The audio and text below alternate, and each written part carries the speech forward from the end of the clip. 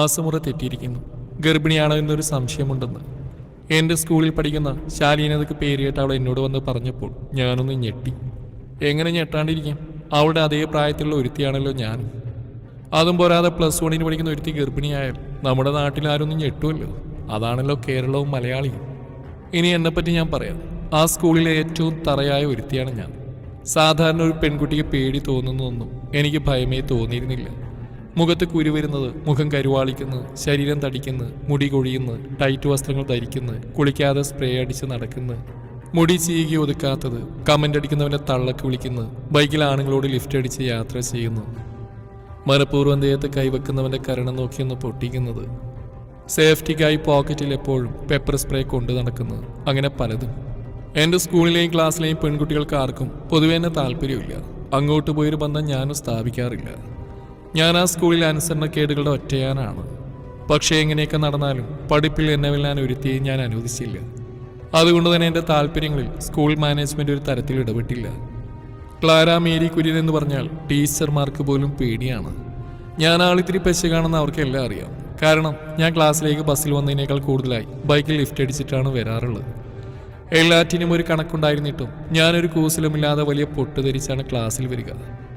സ്കൂളിൽ യൂണിഫോം ആയതുകൊണ്ട് മാത്രം, അല്ലെങ്കിൽ ഞാൻ ഫാഷൻ പരേഡ് നടത്തിയതിനെ അവിടെ നിന്ന് എല്ലാവർക്കും അറിയാം. ഞാനൊന്നും കൊടയെടുത്ത് സ്കൂളിൽ പോയ ചരിത്രമേ ഇല്ല. നിങ്ങളുടെയൊക്കെ ഭാഷയിൽ പറഞ്ഞ മഹാ തല്ലിപ്പൊളിയാണ് ഞാൻ. പക്ഷേ ഇവളങ്ങനെ ആയിരുന്നില്ല. എനിക്ക് അവളത്ര നന്നായിട്ട് അറിയുകയില്ല, പക്ഷേ കണ്ടിട്ടുണ്ട്. എന്നെ പിന്നെ നാട്ടിൽ വെളിച്ചപ്പാടിനെ പോലെ എല്ലാവർക്കും അറിയാമല്ലോ. ചിലപ്പോൾ അതായിരിക്കാം ഇതുപോലൊന്ന് തുറന്നു പറയാൻ അവൾ എന്നെ തിരഞ്ഞെടുത്തത്. അപ്പോൾ എന്നെ പോലെ എല്ലാവരാലും അകറ്റി നിർത്തപ്പെടുന്ന ഉപകാരപ്രദമല്ലാത്തവരും ചില നേരം മരുന്നിനേക്കാൾ ഉപകാരപ്പെടുമെന്ന് എനിക്കപ്പോൾ മനസ്സിലായി. അവൾക്ക് ഏതോ കോളേജ് പയ്യനുമായിട്ട് പ്രണയവും ചുറ്റിക്കളിയും. പ്രണയത്തിൻ്റെ ആത്മാർത്ഥത കൂടിയപ്പോൾ പ്രണയ സമ്മാനം കൊണ്ട് മനസ്സിന് പകരം വയറാണ് നിറയാൻ പോകുന്നത്. വിവരറിഞ്ഞുടനെ അവൾ അവനെ വിളിച്ചെങ്കിലും സന്തോഷ വാർത്ത അറിഞ്ഞതിൻ്റെ അടുത്ത മിനിറ്റിൽ ഫോൺ ഓഫാക്കിയതാണ് കൊച്ചിൻ്റെ തന്ത. പിന്നെ ഇന്നേരം വരെ ആ ഫോൺ ശബ്ദിച്ചിട്ടില്ല. ആള് മുങ്ങി. നല്ല സൂപ്പർ സ്കൂട്ടാവൽ.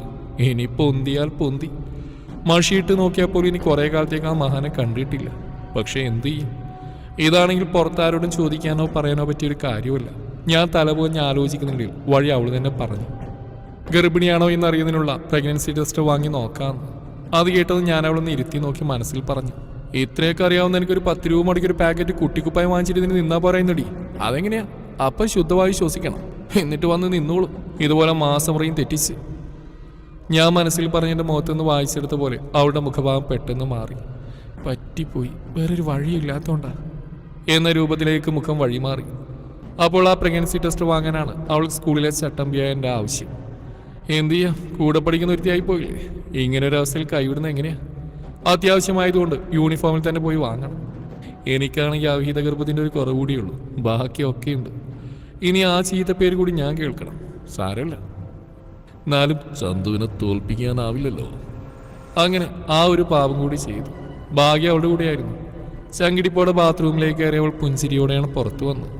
സങ്കടം സന്തോഷത്തിലേക്ക് വഴിമാറിയപ്പോൾ ഞാൻ അവളോട് ചോദിച്ചു, എന്താ നിന്റെ പേര്?